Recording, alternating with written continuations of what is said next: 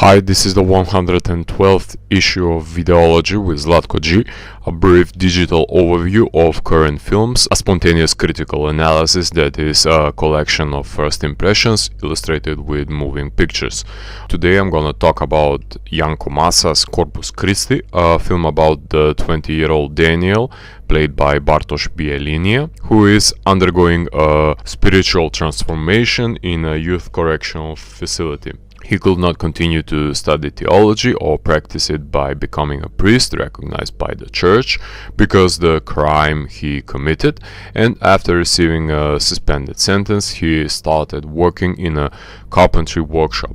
But that does not prevent Daniel from his godly purposes, so he dresses like a priest and starts holding a mass in a local parish, concealing his violent past. This is a film about the quest for salvation in religion in a godless environment, where Daniel, no matter how hard he tries to create a new identity and begin life at another location, the sins of the past will overtake him and he will not be able to escape their payment with the consequences of his decisions, subject to temptations. The film shifts from the extremes of debauchery and decadence to spiritual enlightenment. The invisible mark of the penitentiary is carried by the convicts as they leave it, and the population is defended by means of prejudice. Reintegration is almost impossible. Life sometimes doesn't offer a second chance. Daniel's theory does not prove that it does not matter where you came from, but where you go. The local population has survived a great tragedy, and the pain is channeled by antagonizing another victim.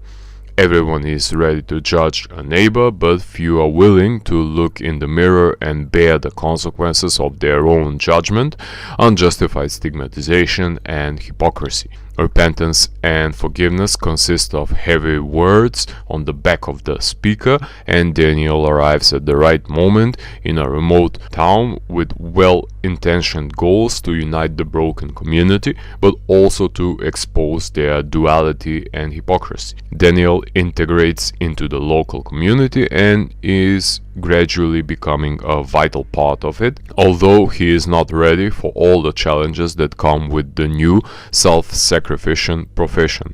There is a need to unite the divided community after the disaster that shook many families. Where lies the truth about the fatal car accident? Can anyone interpret it as it suits them? Revenge is a prominent thread throughout the entire film, a benchmark set by Daniel from the first frame and sweeping the local bloodthirsty injured families. Christian parables are omnipresent and obvious, and the film purposely raises the question of whether dedication to God is enough to become a priest. This is an interesting phenomenon where Polish people are often seen posing as priests.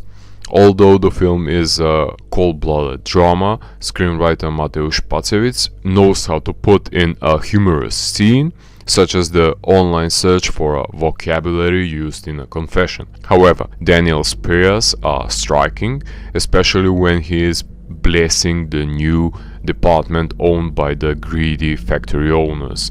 Bartosz does a great job with his calm and withdrawn acting as the newly appointed priest, almost motionless, but always dedicated to the higher goals of the quest for tranquility, reminding me that he starred in another great Polish film with priests, clergy.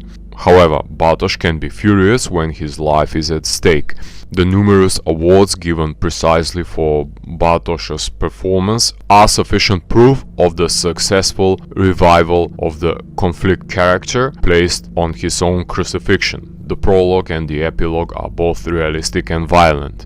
I first encountered the work of the director Janko Masa in 2011 through his excellent film Suicide Room, which was a kind of commentary on the lives of millennials through their avatars in the virtual world as a kind of escapism from the real, and I thought he would continue to create such feverishly modern films with a technological accent, such as the Ultraviolet TV series he worked on, but It is obvious that the director had the talent to portray Warsaw in 1944 and expand his milieu, and now he is working on a new film, The Hater, which is in post-production. I think his passionate style of filmmaking comes to light in the last violent scene of the film, where the fixed Steadicam transforms into a frenetic shooting, much like an action scene from a fighting video game. Cinematographer Piotr Sobocinski Jr. comes from a prestigious lodge of filmmakers and has a weight on his back to prove his refined aesthetics, evident in every meticulous shot, chasing symmetry in the impressive wide shots in the church. Who knows how to use the blueness in the interiors for his advantage. The music has almost no impact in the work. It lingers in the scenes in which Daniel is accompanied by the solitude to illustrate his immeasurable urge that runs between the sacred and the profane. The film opens a few side stories that I'm not sure that are resolved at the end of the movie. This refers especially to the newly emerging affinity for love of the false priest, who almost unnoticed self-initiates the change of vocation and place of residence without raising red flags among the locals, the curious and gossipy townfolk. These indicators are not very plausible and pragmatically justified in a 21st century event.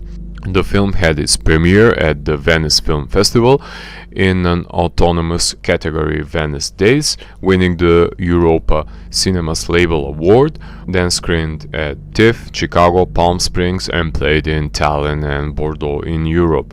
It became a candidate for Poland for the international Oscars, and to my surprise, it not only managed to break into the shortlist of 10 films, but also came up with a nomination, which is a well-deserved success for the movie.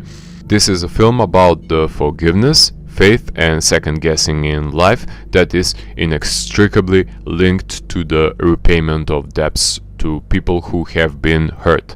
The film is carried by a young but agile actor, enriching every shot with his retracted acting with occasional frenetic bursts. If I have to evaluate it, then I will give Corpus Christi 4 out of 5. If you like the 113th edition of the digital archive Videology, like the video, share it and follow the channel. Reach out for the other reviews on the virtual shelf as well. Thank you for your attention.